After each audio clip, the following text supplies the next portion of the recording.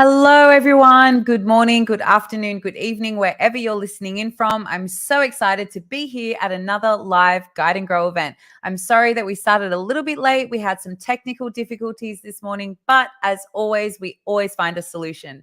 Before I begin, I would like to acknowledge the traditional custodians of the land in which I am from, the Darug people, and pay my respects to elders past, present, and future, for they hold the memories, the traditions, and the cultures of the Aboriginal and Torres Strait Islander people here in Australia.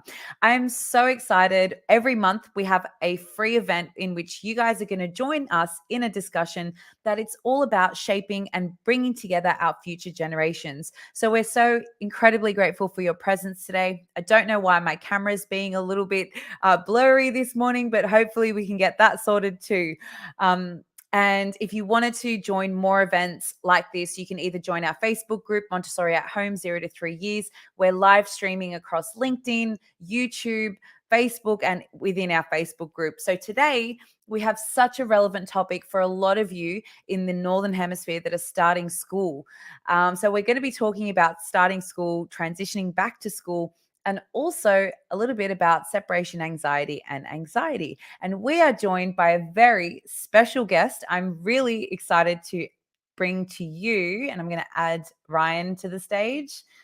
Good morning, I should say good evening to you, Ryan.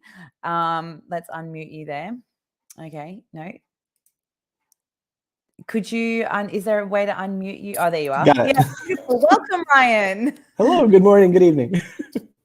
Hi. Okay. Before we begin, I will read out a quick little bio for those who don't know who you are. Ryan is a father, a licensed professional clinical counselor, psychotherapist, early childhood mental health therapist, and advocate, a parent guide, and has over 1 million followers on TikTok. What an achievement. That is so awesome, Ryan. Talk to us about that. I started TikTok when the pandemic hit, like so many others, and I decided to start posting and found that that a lot of parents were struggling during that time with their little ones. So I guess my content kind of gravitated towards them. Absolutely. And if you guys are listening in from anywhere around the world, please respond and write a little comment in there. We'll pop up a shout out on the screen. I know we have people listening in from all around the world today. If you would like to ask Brian a question live, feel free to comment at any time when we're discussing. We'll pop up your questions on the screen and we can take those as well. It can be anything on our topic today. So before we dive into the topic, could you share a little bit about your background? So how did you become involved in therapy or mental health and all of that? Talk to us a little bit about that. Yeah, so it makes me feel old, but like about 10, 12 years ago, I started working in like addictions and halfway houses, and was at the same time started working towards my degree in as a master's towards mental health counseling. And my plan was always to do addictions work until I met some supervisor who was like, "Hey, you're a child therapist?" And I'm like, "No, I don't think so." And I'm thankful now that I listened to her and tried, and I found that like that's my thing. I just love it. And I started finding that there was such a gap in working with young children, as far as like finding therapists who are willing to work with kids that young, but also now it's a little bit different. But at the time, there was not a lot of resources on like how do you help a 3 or 4 year old or even a 2-year-old, and so I had to do a lot of work in trying to figure that stuff out, kind of like on my own. Now there's a lot more resources out there, which is fantastic. But now I have a private practice in Atlanta, Georgia, where I work with primarily preschool aged kids, mostly with anxiety or trauma, doing like EMDR kind of work. And then also kind of specializing in helping preschoolers who are on the verge of being expelled from school. Because here in the United States, and I'm not sure about other parts of the world, but here the rate of expulsions for preschool kids is much higher than any other kind of age group for schools up to including high school. I didn't even know that was a thing. Like here in Australia, we don't even like, I've never heard of, preschool children getting expelled. Like That's such an interesting It's topic. very, it's a wild thing. And so It's what kind of things do you yeah. see children like being expelled for? Like what are the certain things or the topics or the behaviors that they struggle with that get them to that point? Um, it primarily it tends to be kids who are acting out. The ones who are externalizers, they tend to start, running around the classroom. They're not sitting still. They're potentially throwing things around the classroom, or they are hitting their other Mhm. classmates.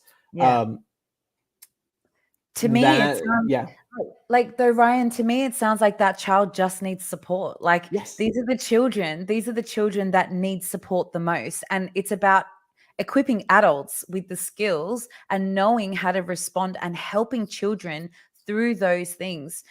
Rather than like just, expelling Yeah. them from a space. Absolutely. And then that's what my work tends to be, is working with Mm, the parent and the child and the teachers in the classroom, the school, trying to set up the systems to help make this so this child can succeed.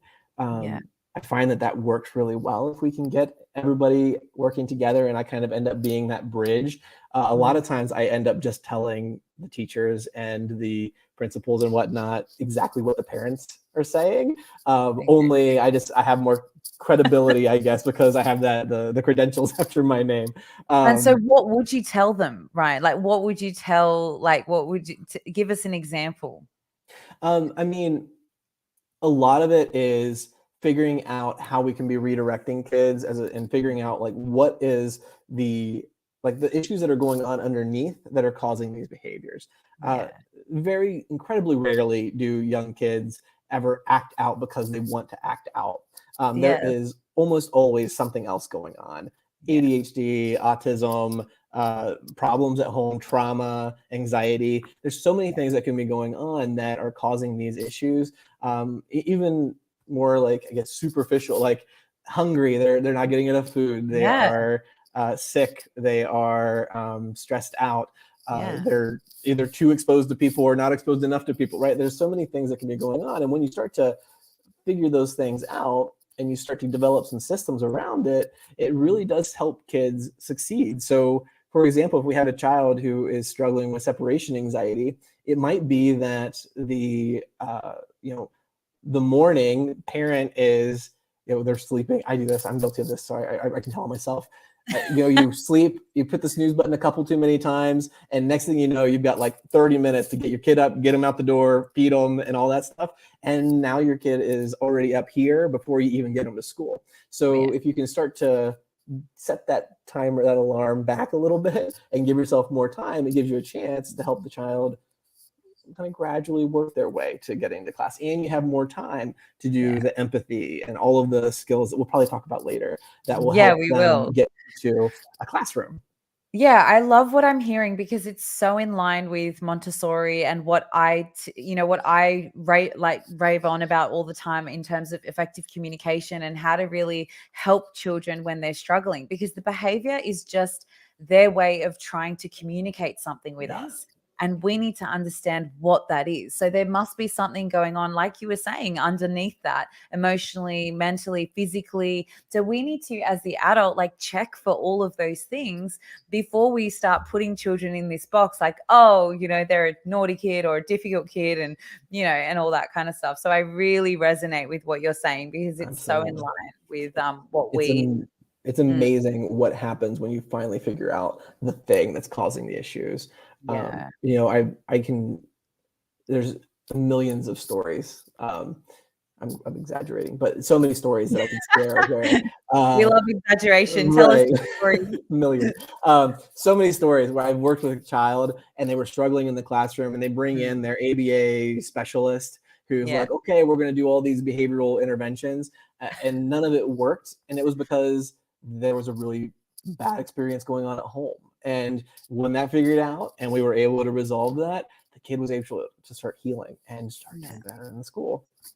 And they thrive. They absolutely thrive. Like, these children have so much potential. I've seen how, when children are labeled, oh, they're the challenging kid, they're the struggling kid, and they kind of just get put to the side, and no one wants to take the time to actually try and understand them and figure out what's going on underneath that. As soon as you crack that, they're the ones sitting at the front of the mat with their hand up, wanting to contribute because they feel secure, they feel safe, they feel like they belong, and that's all children want to feel. So I hear you. All right, our first question. So can we discuss a little bit about how big this transition is? So children that start school, I mean, here in Australia, they have to start school before their 6th birthday. So we're looking at some kids start early, so 4.5, 5, maximum 5.5. What is that transition like for a child? Yeah, I think here it's like 5 is usually when they start like kindergarten. Preschool and daycare and all that stuff is optional and privatized. So I think it can be harder for some kids than others. For example, my son has been in daycare since like 6 months, right? So it'll be an easier transition for him because he's kind of always been in that routine. But if you have a kid who's been at home all the time and has a parent who maybe has been at home with them the whole time, it can be a really tough transition. It can be a situation where they're not used to being away from mom or dad, and they're going into this first time where another adult is going to be their majority like caregiver. Because if you think about it, teachers are there with them more than even their parents at some point, at least awake hours whenever they're in school. So it's really difficult. Additionally, we're having to be in this environment where I have new kids that I have to try and meet and connect with. It can be overstimulating. So there's a lot of things that can be really tough in that transition. Yeah, absolutely. And how can parents or caregivers like start those initial discussions around school, or like what kind of tools are supportive for parents or caregivers so that they can help their child get ready for that particular, transition in their life? Yeah, I think if I could give parents one big piece of advice is make sure that you are managing your own anxieties first. Because I think Yes. as human beings, we're fixers, we're problem solvers. And that means that we start to figure out what the problem might be and start trying to solve it before it even happens. So we're like, oh no, it's going to be a really bad transition and we're going to have a really hard time. So we start to build up our own nervousness. And that is like, your kid's going to read that. And you're going to start acting in this way that's going to make it so that like, oh, maybe I should be worried about this. So that's number one. Being calm, confident, being excited about school. Yes, these things may happen, and it's good for us to be like thinking about it, but just making sure that you're aware of how you're feeling about your kid going to school and trying to work through that. Yeah, absolutely. Because children will not respond to what you're saying or what comes out of your mouth. They will respond to what's in your head and what you're thinking and feeling inside. Exactly. Dan Siegel talks a lot about this, and it's our brain, right? The last part of our brain develop is that communication piece, and especially if we're talking 3, 4, and 5-year-olds, they're on like that part of the brain is just coming online. So if you have like a majority of their way of perceiving what's going on is through that right brain. It's understanding and reading the emotions of other people, and then it goes in. My body like translates that, and it's like, oh, okay, I should be feeling nervous. What do they say? Like 80% of conversations are not what the words we say, but everything else.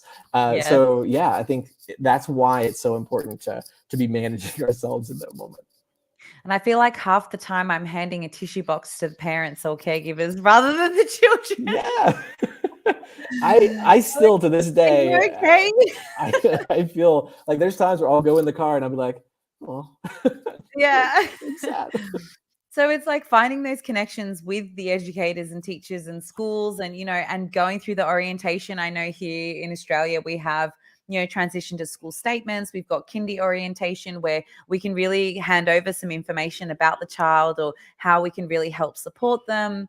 And then also, like, what would you suggest in terms of like preparing the child for school? Is there things that you can do? I mean, the visits are really helpful when you're driving past, the school, or getting their things ready, or maybe giving them some autonomy over like choosing things that go in their bag. I don't know. Yeah, all of the above. If they're interested, and I know that you're big into like Montessori, right? So Montessori is about helping kids be autonomous.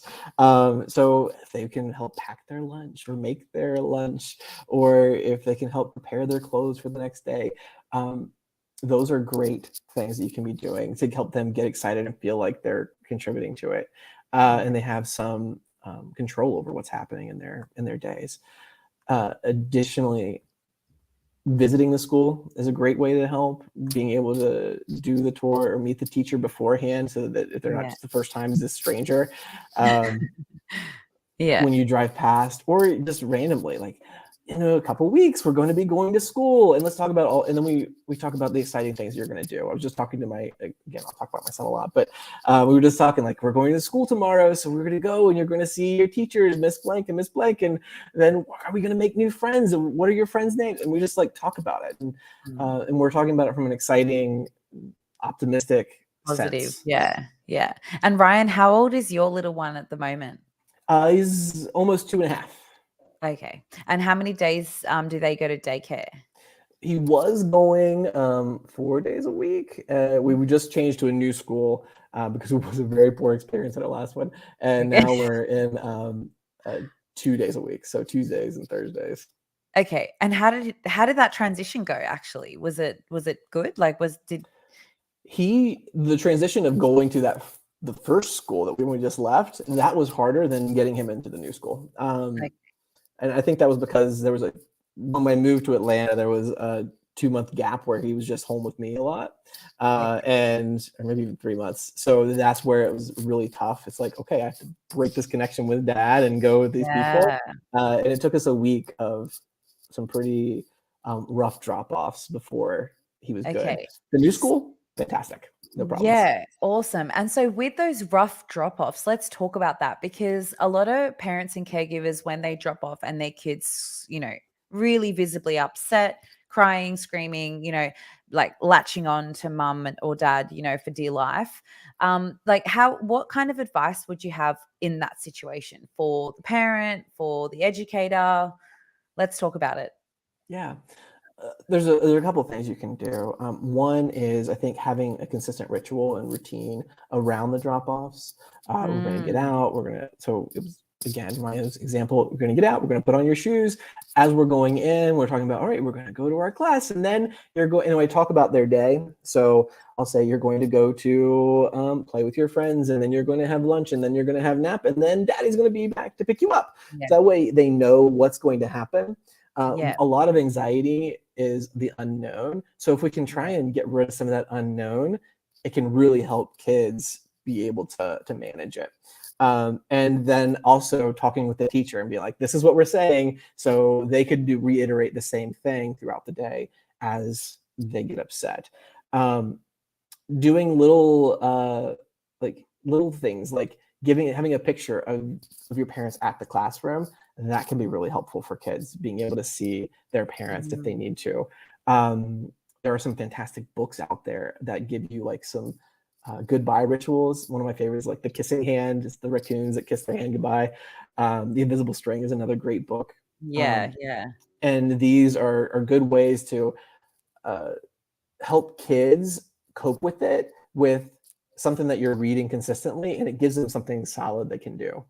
Yeah, absolutely. I feel like that physical and seeing and doing something is really important. I mean, one thing that really worked in my preschool is, when children have a little heart, like the parent will draw a little heart on their hand and one on the parent's hand, and then they can press it every time they miss them.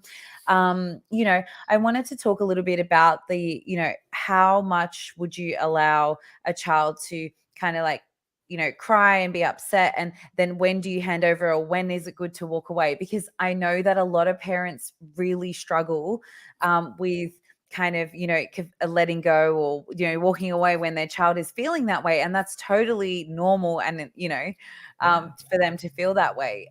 So what would you advise in that situation? I tend like there's different schools of thoughts on it. There's some Yeah. people that say make it quick, get it over with, just like a band-aid. Yeah. I tend to do the opposite side of it. I am much more attachment relationship based in my work and how I am with my son. It just for me being able having the time to be able to help them cope with it, sit with the emotions, find that lull. They're not probably going to reach a point where they are perfectly okay and calm. They're going to probably still be sad, but if I can get through the climax of it and we can find that spot, then I know that we can start to transition and think about, okay, what are we going to do in the classroom? So it might be like, oh, what are you going to do in the classroom? Oh, look, your friends are doing this. And then we can start to make that transition. Now, not every parent's going to have the time to do that either, right? So if you have to be at work at 8:30 and drop off is at 8 o'clock, you may not be able to do that. And in that case, you're going to do what you can. It might be that you try and plan to get to the parking lot a little bit early so you can start to manage it there and then make the transition. And again, it might just have to be quick. I think I saw you make a video recently where you talked about this. And I think the one piece of advice I give here is, which I agree with you, don't do like the sneak out kind of thing. Oh no, right? Don't do that. No. I'm so anti sneaking out. I feel Say, that I'll go to the bathroom and I'll be right back, and then don't come back. That's when you start to create more that's like issues. the ultimate betrayal. Right.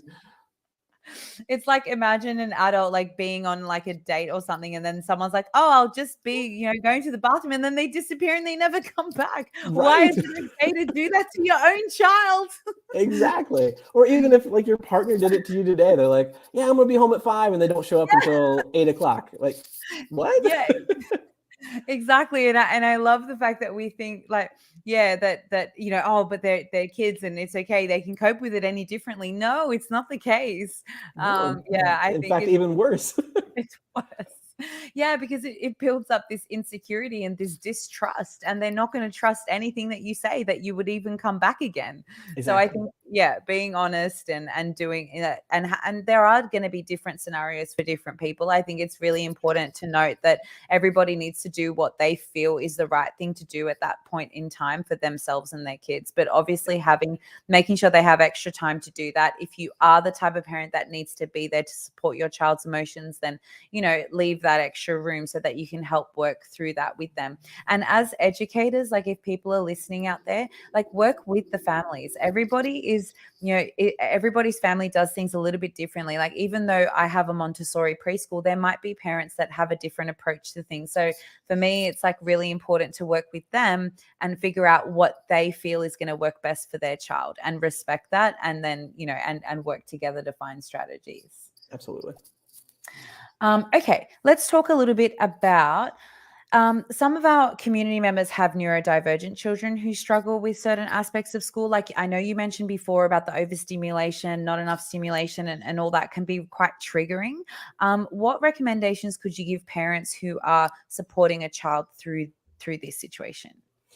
I think, and that is going to be where it's even more important to be partnering with the teachers, because, for example, if you have a child who auditory stimulation is going to be rough, then having a teacher who understands that and is able to start to help transition them to using maybe earphones or having a quiet place in the room that they can kind of go to, and being able to shift them in that direction.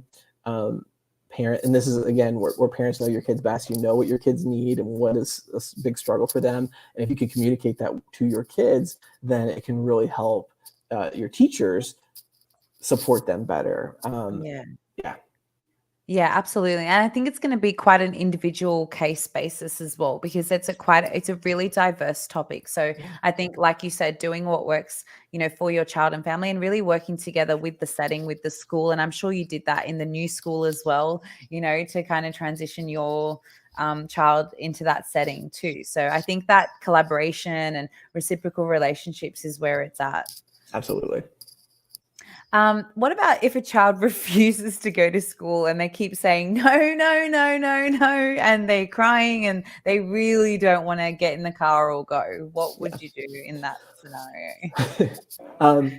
There's a couple things. I think one is, depending on how long and how intense it is, it may be helpful to get somebody to help them, like a therapist involved, something like that.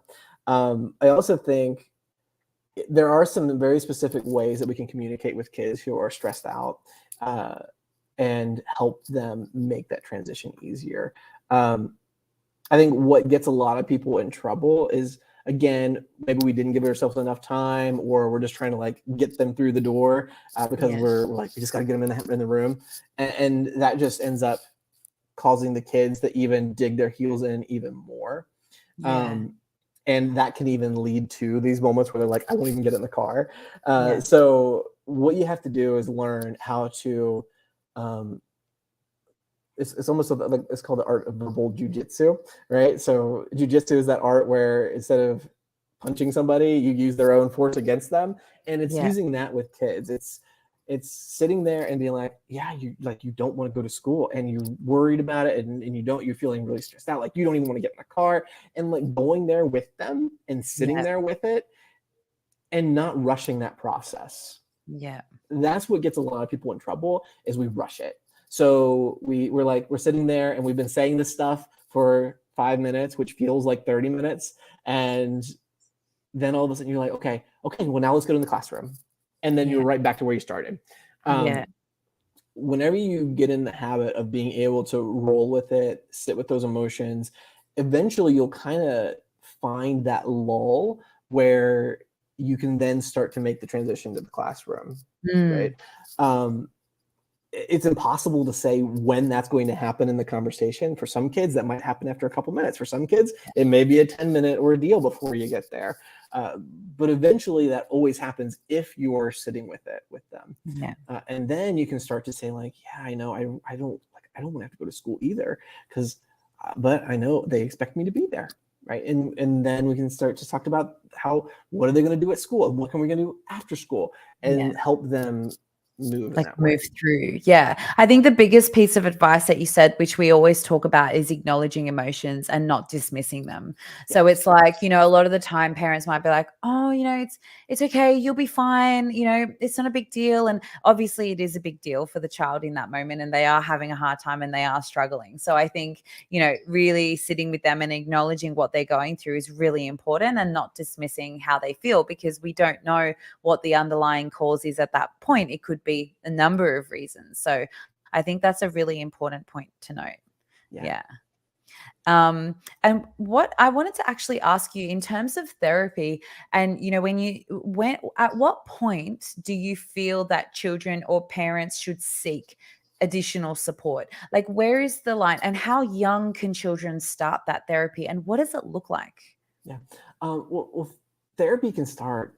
There's even therapies out there that exist for kids who are moms in pregnancy, right? So there are still like incredible years as a therapeutic program, and it's designed for parents. And they usually start it a few months before they give birth, and then it usually they continue the program for Wow. the first few months of having the baby. So I think usually as kids get older, parents usually are a little bit less involved, but for like a 2, 3, 4 year old, there can be a little bit of individual therapy. It's going to be a lot of parent working with the therapist, working with the child a lot of times at the same time, Yeah. doing things like I use a kind of therapy called filial therapy, where basically you teach the parents how to be the play therapist, and they do the skills, and all you are is like a consultant for the parent. That's awesome. There's other types of therapies like DIR floor time, which is really effective for kids with autism, and that one is much more like relational based, and therapists Yeah. teaching the parent how to do the skills. Now, when a child should start therapy, that's like, again, it's hard to say this is the moment, Mm. because therapy is not going to really cause any harm. Uh, Yeah. it's It's when you help, need it. support. Yeah. Exactly.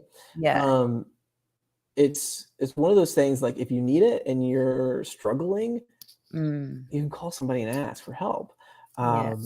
Now, like clinically, if you're going to use insurance, stuff like that, they're going to have, here in the States again, you have to, like, there has to be like that threshold of saying it's causing harm. So if, for example, your kid is refusing to go to school and it is consistently happening and they're not going, or if you have a child who absolutely loves soccer but they refuse to participate because they're just so nervous about being around other kids, in those cases, that's when maybe like clinically you could justify it. Yeah, I just absolutely. realized how dark my camera is. No, it's all good. It's I like, just have glaring lights in front of me, so I'm gonna look super bright and white. It doesn't, I regardless look of how like Batman here. if it's focusing on your face, it's good, Ryan. Okay. No, so I think what you're saying is that, like, and this is the thing, we think about therapy in a specific way. I think what you're saying is that whenever you need that support and additional help, it's something that's there and available to you. I know the biggest issue we have here in Australia, specifically Sydney, where I live, is that it's so hard to get into therapy, and there is such a low supply. And we've got this over demand of children that are really, especially after COVID, that are seeking, and needing help, and we can't get them into like anything. It's like a 6 to 12 month waiting just to get, an initial assessment, whether that be speech, OT, anxiety, whatever the therapist is for. But yeah, I don't know if it's the same in the US, but I Probably think a little bit worse.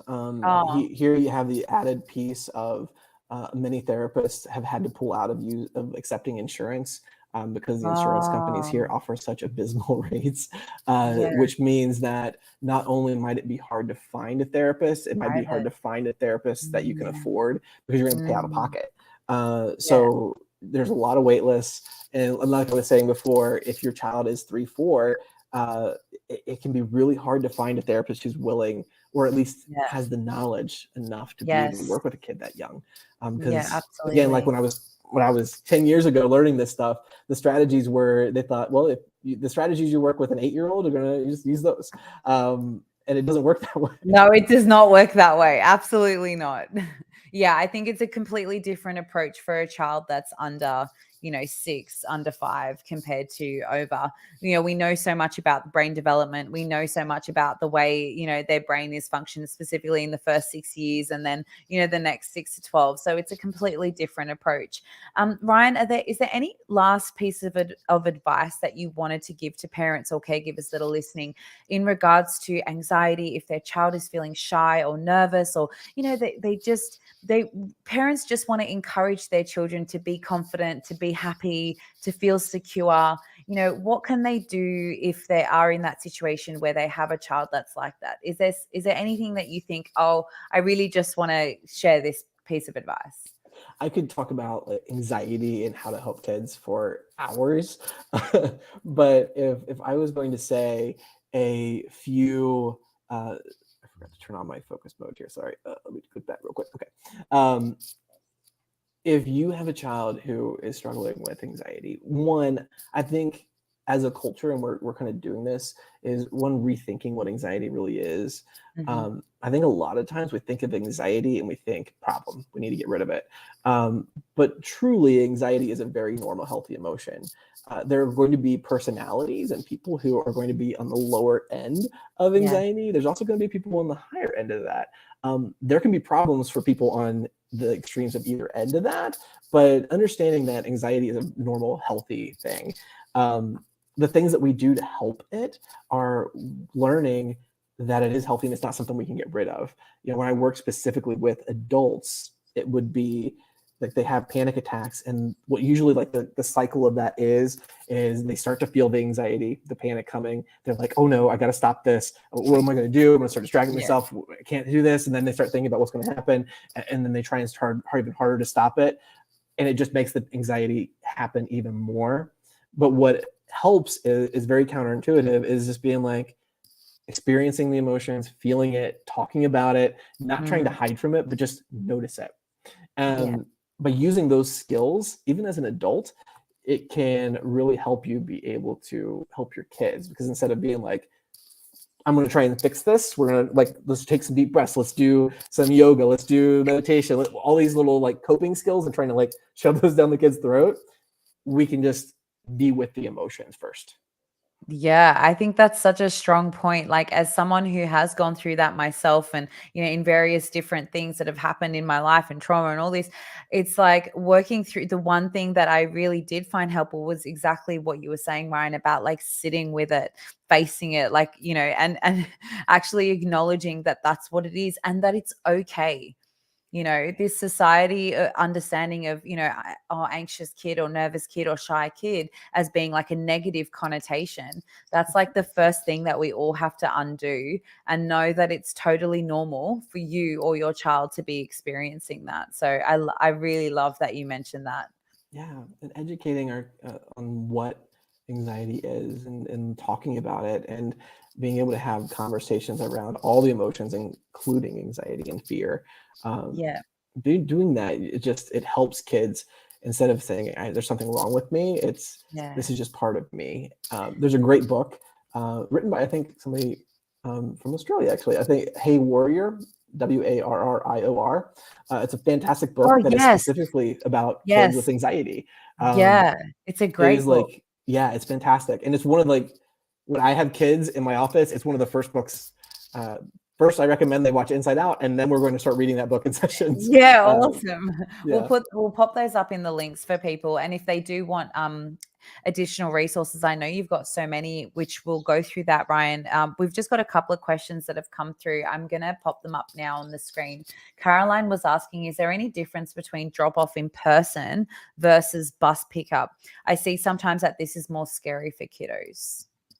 I've seen that too. I know that there are some kids who, um, part of their goal is, yeah, right now it's parents have to drop them off at school, and the goal is getting them to a place where they're comfortable enough to be able to use the bus. It's just a very different experience, being in a loud bus with, again, with an adult who maybe you don't know, and buses can be kind of intimidating. I know. I think we all had that little bit of anxiety or fear of going on the bus and not knowing who was there and where we were going to sit, and where's the cool spot to sit or not, and is Right. someone going to pick on me? So yeah, it is a really tough Yeah. thing to go through. As a kid, I can think I didn't have to ride a bus until I was in like high school, and I was lucky enough that I had a neighbor who was also on the bus. So that even as Yeah. a 13, 14-year old, first time on the bus, that was pretty nervous for me. Where do I sit? Who do I sit with? All that kind of Yeah. stuff. And those, like, having somebody that helped me walk through that was really Yeah. helpful. Younger kids are going to need that too. Yeah, absolutely. Giving them the support. And also, Caroline was asking, my child is used to Montessori at home and has autonomy. How can I help them prepare for a traditional school setting where they don't get as much say and autonomy?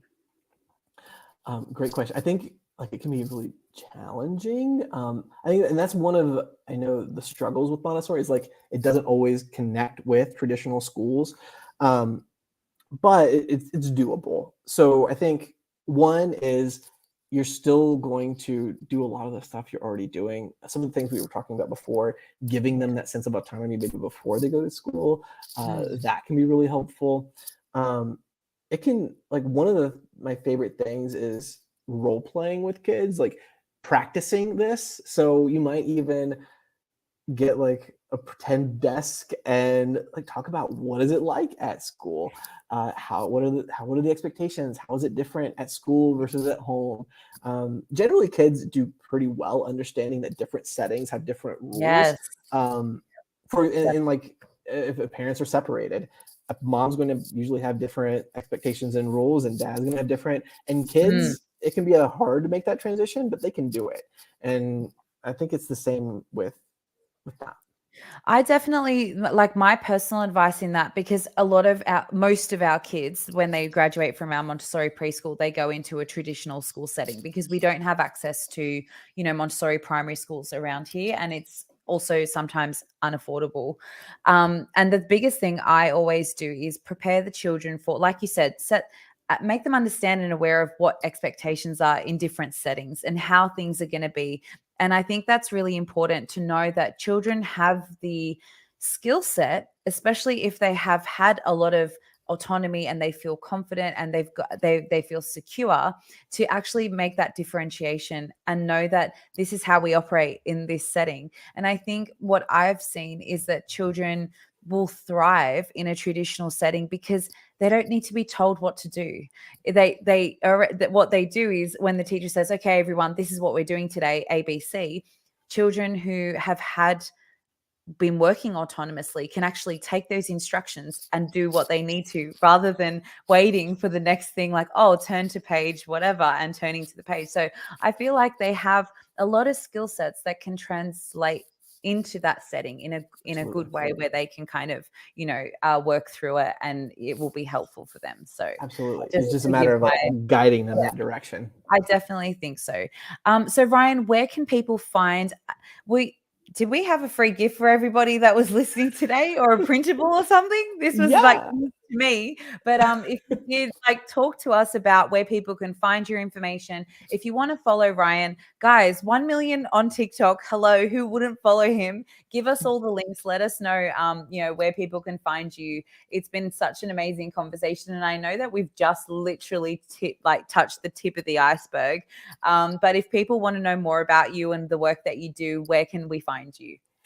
So on TikTok, I'm Preschool Therapy, and on Instagram, Preschool Therapist. And then if you click the link in the bio, all my stuff is in there. So that's probably the best way. My website is preschooltherapist.com. So you're welcome to join me over there. Yeah, absolutely. We'll pop up those links on all of our platforms, YouTube, Instagram, Facebook. If anyone else is watching the replay, #replay, let us know where you're listening in from. If you have any other questions for Ryan or for myself, please pop them in the comments. We will definitely get back to you. You guys can watch the replay on YouTube as well. Ryan, thank you so much for your time this evening. I can see it's evening. It's gone almost. It's very but we've pushed through and persisted and spoken about such an important topic on anxiety and children and transitioning back to school. In Australia, where towards the end of the year, where kids are graduating, they're going to be making that transition to big school in January, February. So this is helpful for everybody listening in all around the world. So thank you so much for joining me once again, Ryan, and we'll make sure to connect with you outside of this live. Absolutely. Thank you. Thanks, everyone.